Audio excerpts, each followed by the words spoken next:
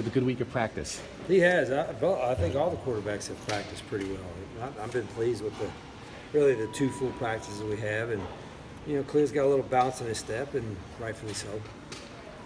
Were you looking for a certain response from the defense this week, and have you gotten it? Sure. I'm looking for it more this weekend. Obviously, it's a whole different deal with Rosen coming in and the nation's #1 throwing offense, but we got to play better, and some things we need to fix in a hurry, and hopefully we did that. Do you coach for a possible shootout with both teams averaging more than 40 points, or do you not look at it that way? No, defensively you try to get as many stops as you can, and offensively I think you're going to have to score because they're scoring a whole lot of points, and I don't want to say we have to play a perfect game on offense, but we better make sure every possession is looked at with great value, because we know they're going to move the football. Did you learn anything from Khalil that you didn't already know? Oh, he's a little faster, I thought. I mean, that's as fast as he's run since he's been here. So, and he saw the field better. I think there's still. I mean, he's not a polished, finished product, but I don't know how many quarterbacks are. Maybe Rosen is, but he's. Khalil's got every week is going to be a big learning week for him, and now he's practicing full. He missed a lot of time in a few weeks, but he and Brandon and the rest of the quarterbacks, I mean, every week they got to take as an opportunity to get better in practice. That sounds like coach speak, but that's really where we're at right now. You mentioned how UCLA's got the #1 passing offense in the nation, but do you expect them to maybe run more, given what happened at Colorado? Well, yeah, I don't know. I mean, if we don't stop the run, I mean, that's the easiest thing to do offensively, just to run the football. So you can't just say, okay, just drop 8, drop 9, and play the pass. They're good enough to run the football too.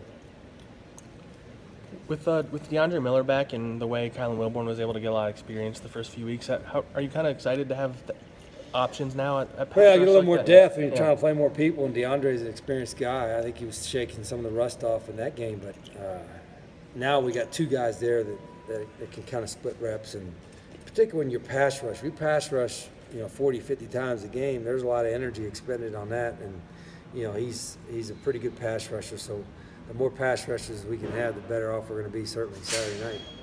So Khalil played well off the bench last year, and then he got that start against USC and didn't perform as well. How do you think he's just better positioned to handle a situation like that? Well, I don't know if anybody would have played well against USC. We played poorly as a team everywhere on all 3 phases. So that was his first start. But I don't think whether you come, you're ready. Either you're ready to play or you're not. And last year he was a true freshman.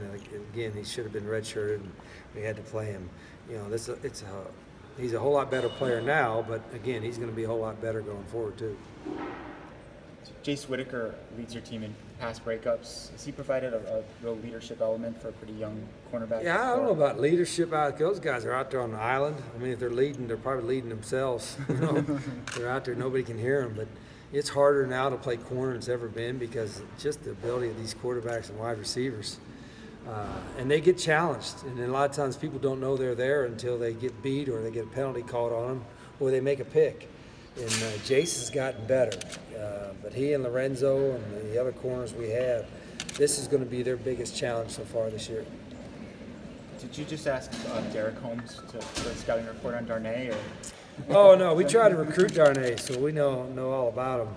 But he's doing well. I mean, he's a great player coming out of high school, and he's a great college player too. They have another guy, Jalen Phillips, who I think was one of the top.